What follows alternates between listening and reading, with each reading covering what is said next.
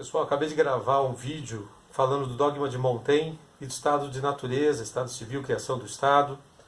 E aí me veio à tona aqui que esse gráfico que eu vou mostrar agora também tem muito a ver.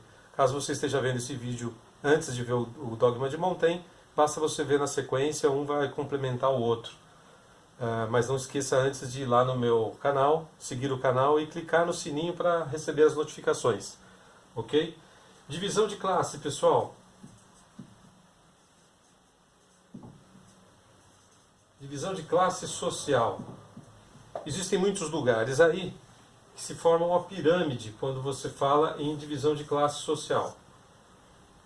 Classe A seriam os ricos, classe B, classe média, classe C, uma classe média baixa, pode ser classe média intermediária.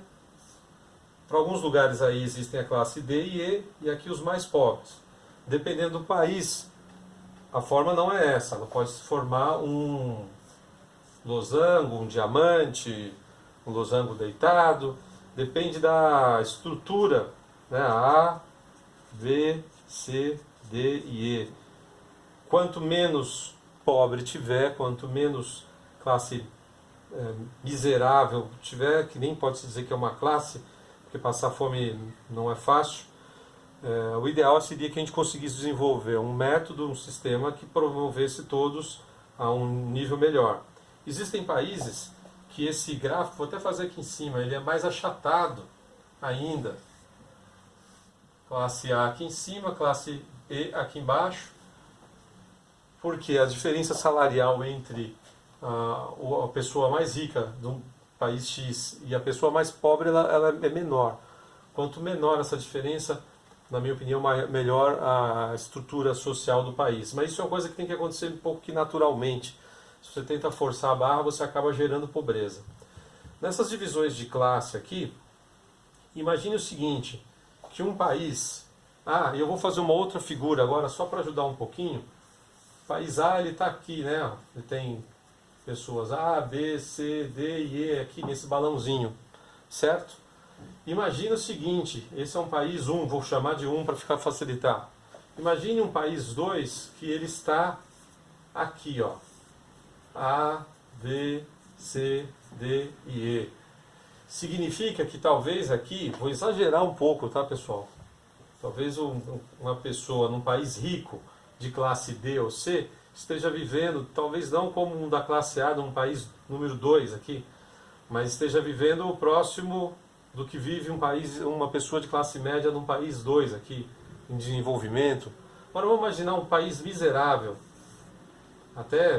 talvez nem tenha classe A, tenha classe B, C, D e E. Significa o que, pessoal? Que a desigualdade ela realmente é um problema, mas o pior problema não é a desigualdade social, é a pobreza. Nós temos que trabalhar para acabar com a pobreza. Por quê? Um país rico, né, de riqueza, esse aqui, um gráfico de riqueza e de população. Um país rico pode ser que tenha pessoas da classe C e D vivendo melhor do que um país emergente, um país em desenvolvimento, até melhor do que a classe B desse país. E pode se afirmar, dependendo do país e como se cruzar as informações, se você pegar um pobre aqui da classe D ou E de um país rico, ele viva melhor do que a classe média de um país miserável. Então o problema basicamente não está na desigualdade, que também tem que diminuir e se possível acabar, mas o grande problema, está na pobreza. Nós precisamos acabar com a pobreza, precisamos encontrar maneiras de que todos tenham um patamar bom de desenvolvimento para que essas pessoas possam viver bem e aí a gente acabar com aquele, se você não viu ainda, está aqui no outro post, o dogma de Montaigne, criação do Estado civil, Estado de natureza, o conceito de Locke e de Hobbes. Dá uma olhadinha no meu outro vídeo lá que você vai entender. Então a divisão de classe, ela vai depender da riqueza que o país gera. O país 1 é rico, o 2 é um emergente e o 3 é muito pobre. Significa que talvez alguém da classe B aqui viva pior do que alguém da classe D de um país rico. Então é importante ter essa percepção de que, na verdade, volta a reforçar, o grande problema está na pobreza. Precisamos trabalhar para acabar com a pobreza. Agora, para completar essa conversa, pessoal, vou fazer mais um outro gráfico aqui, que é para você entender por que os comunistas odeiam tanto a classe média. Você imagina aqui que agora eu vou fazer um gráfico que ele é um negócio assim, ó. A classe média que estaria aqui no meio, né? Aqui cria-se uma elite feudal, né? O Pope chama de feudalismo aristocrático, socialismo aristocrático. Alguns chamam de capitalismo de Estado, né? Em que é um grupo de pessoas pegam o Estado X para que vire um feudo dele, ele vira dono, um grupo de pessoas esse grupo acaba virando dono do país. E aí aqui, ó, toda essa base sem conexão com os mais ricos, né? Fazendo um gráfico aqui, acaba sendo um país miserável, em que realmente acaba-se a desigualdade, porque todos são miseráveis. E que uma pequena parte da população, pequena elite, fica multimilionária. Né? São as narconações, são nações tomadas por traficantes, por ideologias já capciosas, que tentam mesmo, já sabem onde quer chegar. O povo é que se ilude com essas conversas. Ok? Então a gente tem que pensar um pouquinho nessas divisões.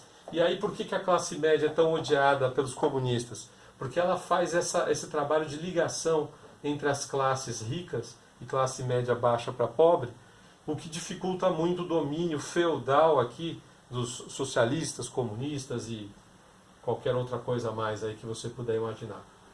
Ok, pessoal? Novamente, só para terminar, concluir, divisão de classe. Uma hora a gente precisa fazer com que essa pirâmide fique mais parecido com um diamante ou um losango. Quanto maior a classe média, melhor para o país. Né? A desigualdade ela vai existir, mas ela pode ser pequena. E aqui pode ser um país bastante desigual.